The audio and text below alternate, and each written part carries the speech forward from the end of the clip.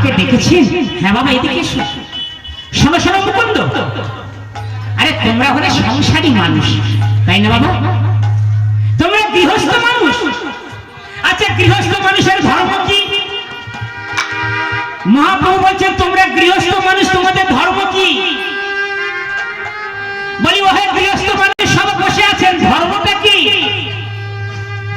গৃহস্থ মানুষের ধর্ম কি? সারাদিন শুধু খাটাখাটনি করা, দিনের শেষে বাড়ি এলাম, উদর পূর্তি করে সেবা করলাম, ঘুমিয়ে পড়লাম, আবার পরের দিনে কাজে গেলাম, এটাই কি গৃহস্থ মানুষের ধর্ম? বলে অমর কাজ তো পশু পাখিটাও করে কি? তাই মহাভারতের একটা শ্লোকে বলা আছে, পশু পাখি খায় মানুষও খায়, পশু পাখি ঘুমায় মানুষও ঘুমায়, পশু পাখি সংসার করে বাচ্চা উৎপাদন করে, মানুষের সংসার করে বাচ্চা উৎপাদন করে, তাহলে পশুর সঙ্গে মানুষের তফাৎটা কোথায়? কিন্তু ভগবানকে বলেছে মানুষ হলো সর্বশ্রেষ্ঠ জীব, মানুষকে সর্বশ্রেষ্ঠ বলা হয়েছে 84 লক্ষ প্রজাতির জীবের মধ্যে। তাহলে মানুষ কোন কর্ম করলে শ্রেষ্ঠ হবে? তাই না মা? সেটাই তো হলো ধর্ম। মানুষ কোন কর্মটা করলে জগতে বাজারে শ্রেষ্ঠ আসন লাভ করবে, সেটাই তো ধর্ম। আরে কলিযুগে সেই ধর্মের কথা মহাপ্রভু স্থাপন করে গেছেন। পরিত্রাণায় সাধনা বিনাশায় চ দুষ্কৃতম ধর্ম সংস্থাপনার্থায় সম্ভবামি যুগে যুগে। সম্ভবামি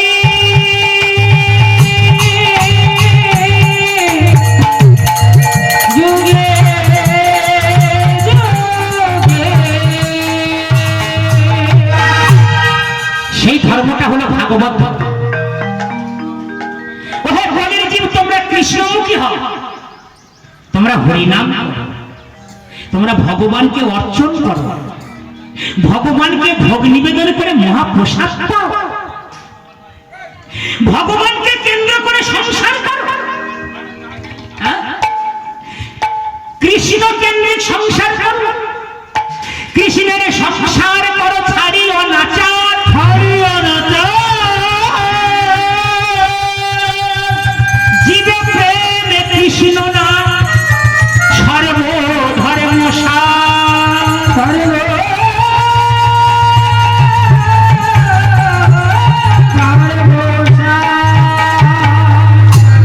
সর্বশ্রেষ্ঠ ধর্ম হলো কৃষ্ণের নাম করা, নিতাই গৌরের নাম করা, হরে কৃষ্ণ মহামন্ত্র নাম কীর্তন করা। সেই জন্য দেখবেন তোমা মানুষ যখন বেঁচে থাকে হরিনাম করে না, করতে চায় না। আর মানুষ মরে গেলে হরিনামের দলকে ভাড়া করে নিয়ে বলে বাবা বলো হরি বলো হরি। কি লাভ আছে? বেঁচে থাকতে বললাম না, বেঁচে থাকতে ভাগবত কথা শুনলাম না, বেঁচে থাকতে সাধুর কাছে গেলাম না।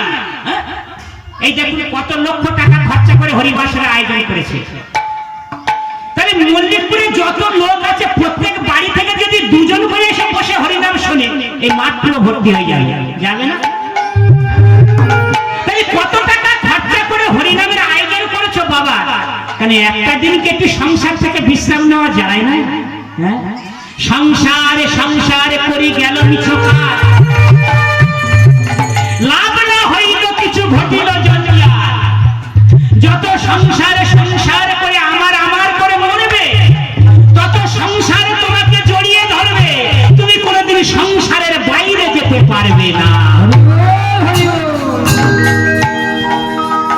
মানুষ চেষ্টা করলে পারে, কিন্তু আমাদের সদিচ্ছার অভাব আছে, আমাদের চেষ্টার অভাব আছে।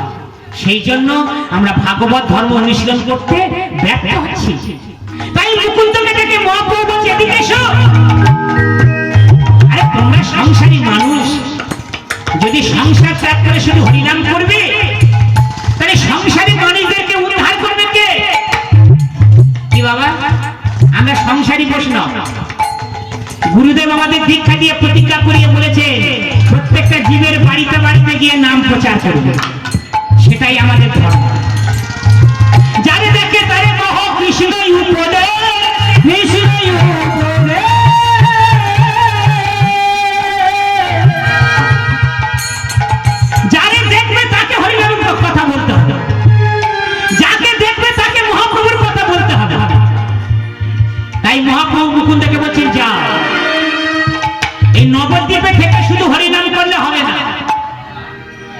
নিজের জন্মস্থান শ্রীখণ্ড, সেই শ্রীখণ্ডে ফিরে চলে যান। এই শ্রীখণ্ড গ্রামটা হলো বর্ধমান জেলা। যারা যেতে চাইবেন কাটোয়া লোকাল ধরবেন শিয়ালদা থেকে, কাটোয়াতে নামবেন, কাটোয়ায় নেমে অটো ভাড়া করে চলে যাবে সোজা শ্রীখণ্ড। তুমি ফিরে চলে যাও মুকুন্দ শ্রীখণ্ডে, তুমি তোমার নিজস্ব গ্রামেতে গিয়ে ভগবানের দিব্য নামের প্রচার করো। যাও, ফিরে যা, ফিরে যা শ্রীখণ্ডে, ফিরে যা, ফিরে যা, ফিরে যা শ্রীখণ্ডে, ফিরে যা, যা, যা, ফিরে যা,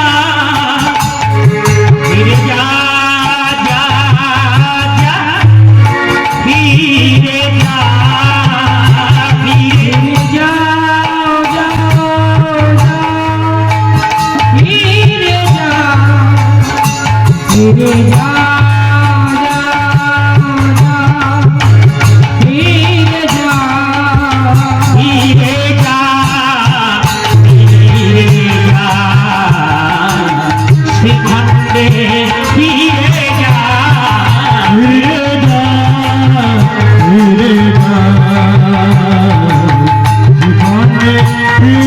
যা।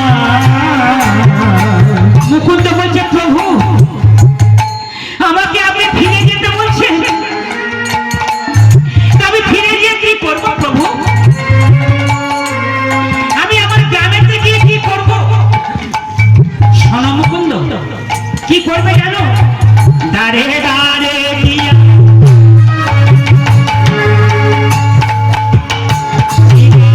চরণে ধরিয়া, দাঁড়ে দাঁড়ে দিয়া চরণ ধরিয়া। ও বলিরজি, তোমাদের দুটো পায়ে ধরে বলি, একবারে বলো হরি বল।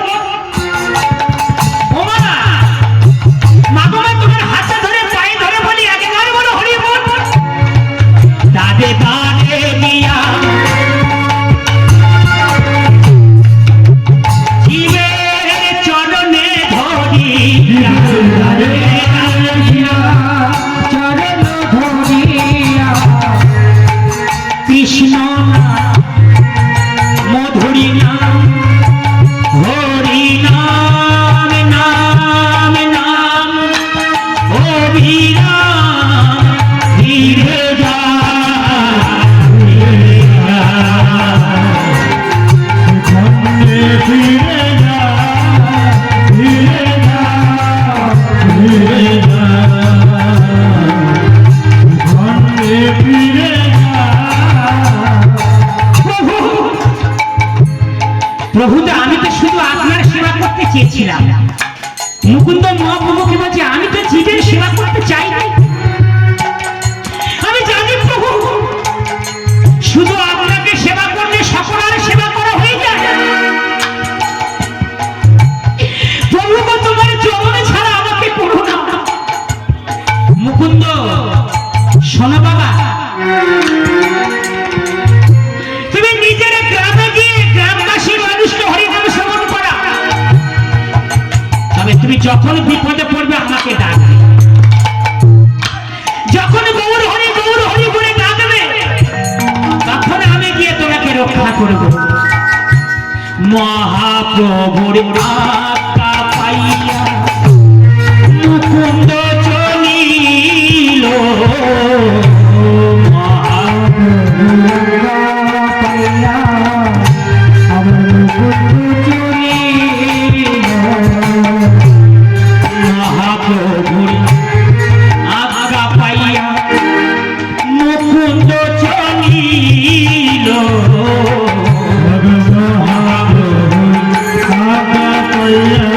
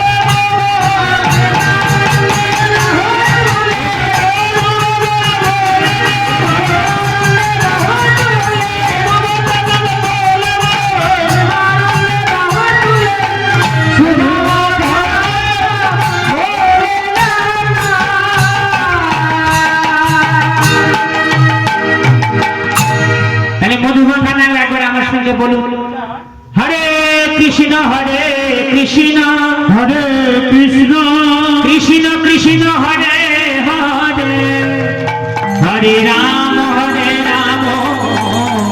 রাম রাম হরে হরে। মুকুন্দ জীবের দাঁড়ে দাঁড়িয়ে গিয়ে বলছে হে হরির জীব তোমরা হরিনাম করো। এবার মুকুন্দ সরকার যে নরহরি সরকারের বংশধর মুকুন্দ সরকার ভাই ভাই সবাই মুকুন্দ সরকার নিজের বাড়ি হরিনাম করছেন। ইনি আবার জাতে কবিরাজ ছিলেন, ইনি কবিরাজি চিকিৎসা করতেন। এই মুকুন্দ সরকার মহাপ্রভুর চিকিৎসা করতেন, তাই এত সুন্দর চিকিৎসা করত রাজ্যের নবাবে জমিদার তারা সবাই জানতে পারলেন যে বর্তমানের মুকুন্দ সরকার একজন বিখ্যাত কবিরাজ, কিন্তু তার একটা শর্ত আছে। কি শর্ত বাবা? না তিনি নবাবে জমিদার চিকিৎসা করেন না, তিনি ধনী ব্যক্তির চিকিৎসা করেন না।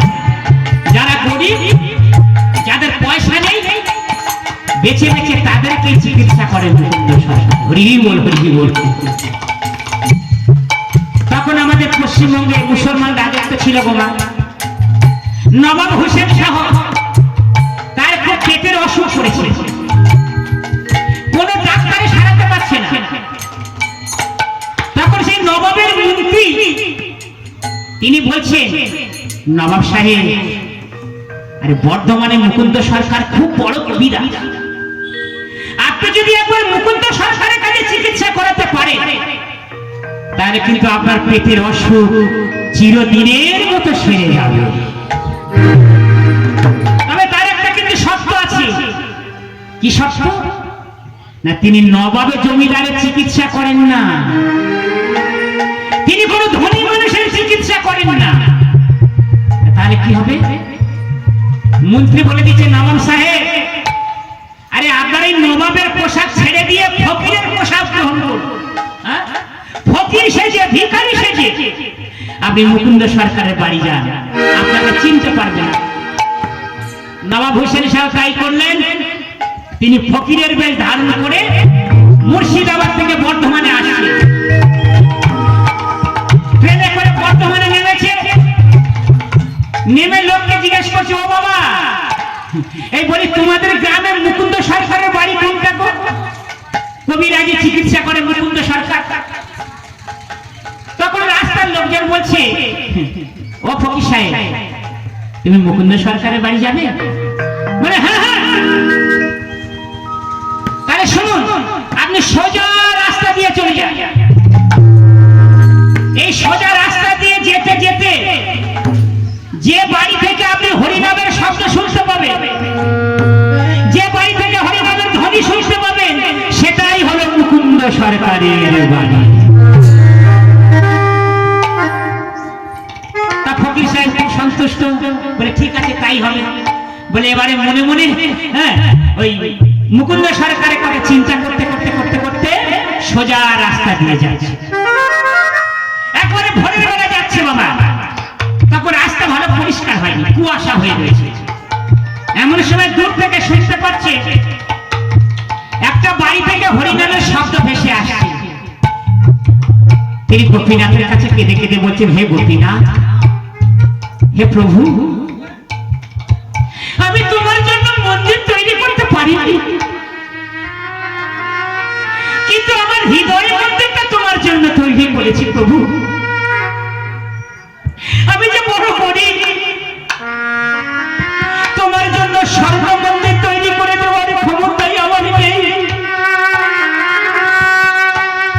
তাই প্রভু আমি যে শাস্ত্রে শুনেছি, বৈষ্ণবদের মুখে শুনেছি, যদা যদা হি ধর্মস্য প্রাণির্ভবতি ভারত অভ্যুত্থানম ধর্মস্য তদাতে মানং সৃজাম্যহ পরিত্রাণায় সাধূনাং বিনাশায় চ দুষ্কৃতাম ধর্ম সমস্ত পুনরুদ্ধায় সম্ভবামি যুগে যুগে। সম্ভবামি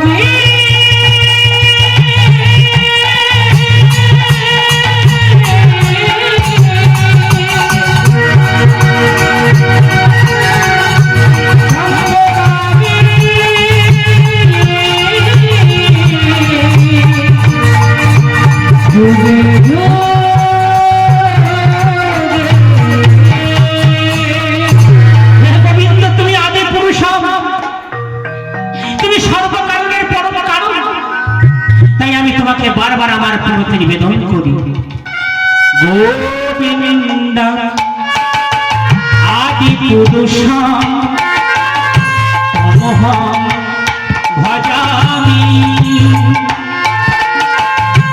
গোবিন্দ আদি পুরুষম তমহং ভজামি। গোবিন্দ আদি পুরুষম ভজামি।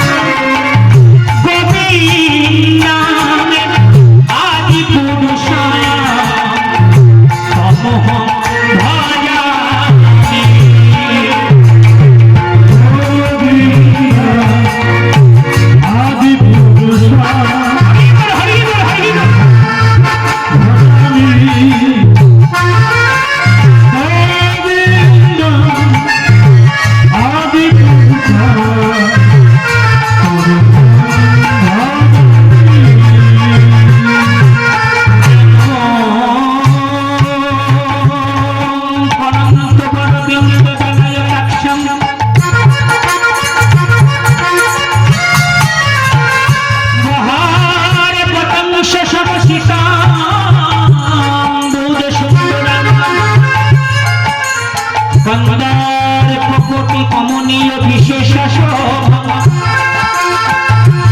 গোবিন্দ আদি পুরুষ